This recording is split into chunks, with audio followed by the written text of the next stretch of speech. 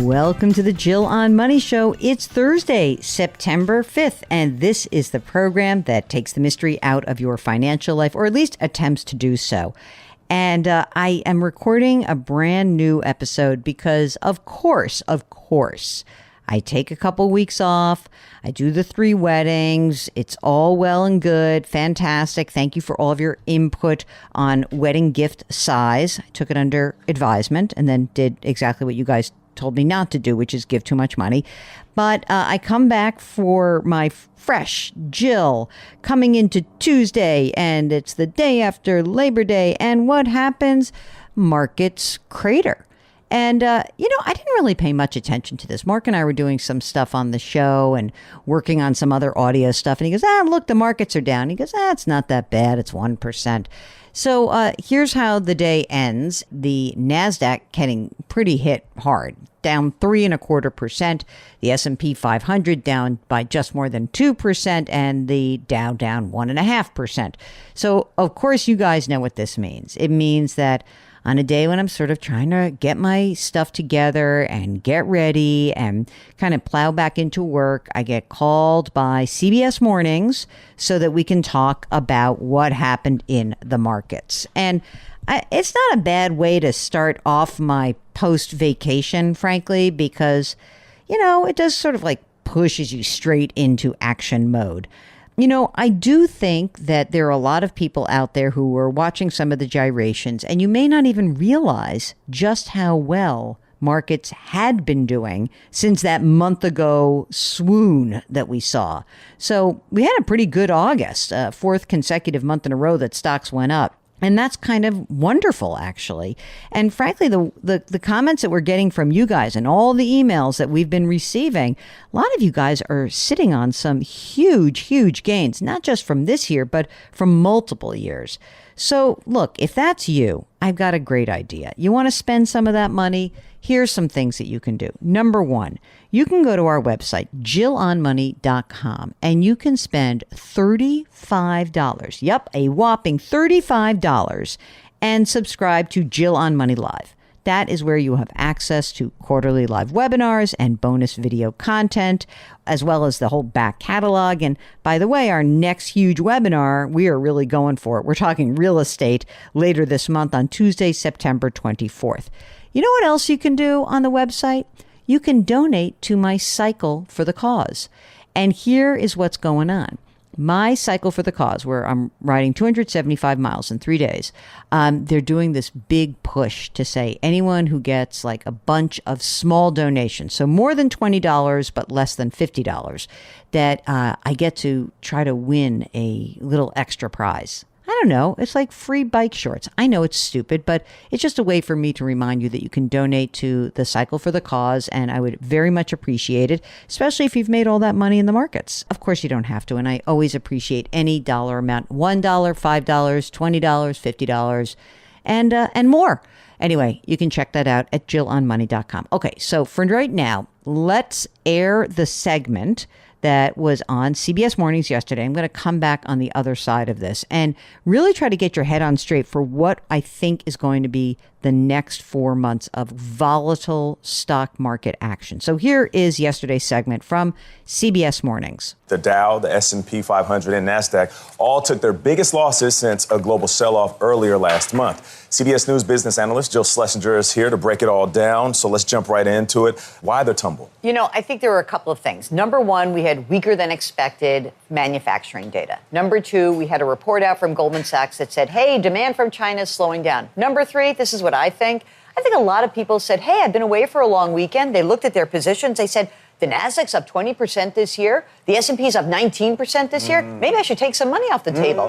Regardless, this is an overall fear of, hey, maybe things won't continue. Maybe we'll be slowing down too much. Maybe we're looking at a recession. But isn't a slowdown with the Federal Reserve what people wanted? Yeah, this is the weird part. This is the paradox of where we are. We want the Fed to slow things down because we don't want inflation to bubble up again. Right. And inflation's moving in the right direction. But the real issue is that if we slow down too much, the fear is we see layoffs, we see that there could be actual contraction. And what's interesting, the Fed meets exactly 2 weeks from today. Exactly 2 weeks, September 18th, We are expecting a 0.25 percentage point rate cut. It would be the first of many.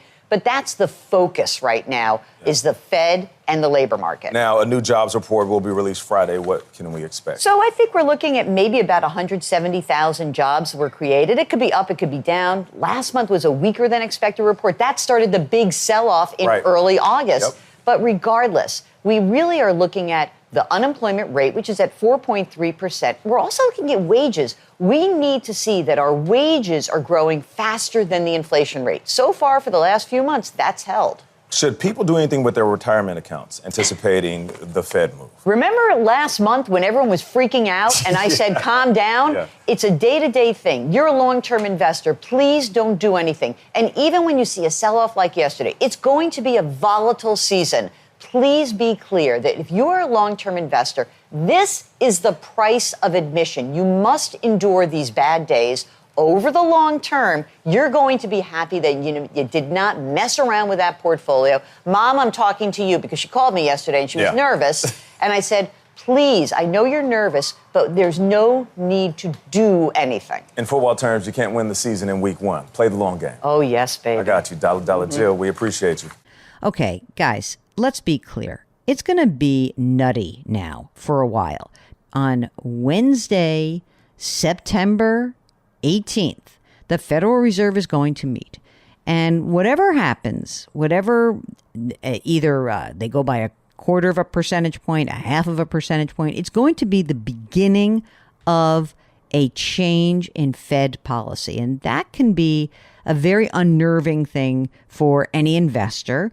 It may not mean everything that we expect.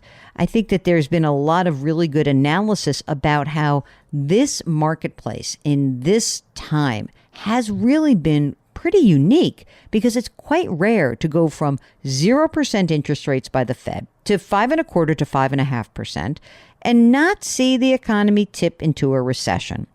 Now, that said, it doesn't mean, we're off scot-free. There will be a recession at some point. Something's going to happen, right? And there will be a recession. But I do think that this period of time where we go back in history to look for clues about the future, it's very hard to do so. But you know what's really easy to do?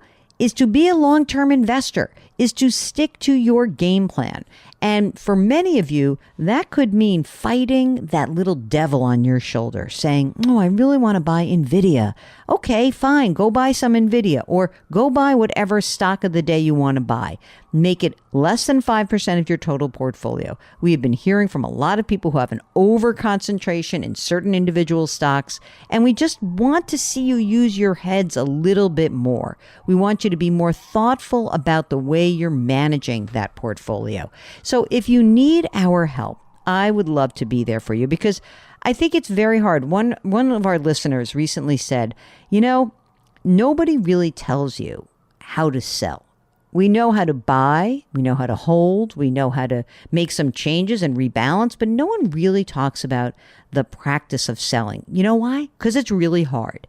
And so if you're struggling with that, you're struggling with an asset allocation question, you're worried about the volatility that the Fed is going to cause, that the election's going to cause, why don't you get in touch with us? Go to JillOnMoney.com, click the Contact Us button, write us that note, or check that box if you'd like to join us on the air live. Mark will help coordinate that. And, whatever it is, I can almost guarantee that the next 4 months are going to be pretty astounding no matter what. And it's going to be a very bumpy ride. So in that case, we want you to buckle up and we want you to get in touch with us so that you are not guided by your emotions, that we help you stick to your game plan. If you need that help, again, JillOnMoney.com and click the Contact Us button. You can subscribe to us on the Odyssey app or wherever you find your favorite podcasts. Please leave us a rating and review wherever you listen. As always, we encourage you to lift someone up. Change your work, change your wealth, change your life. Thank you for listening, and we'll talk to you tomorrow.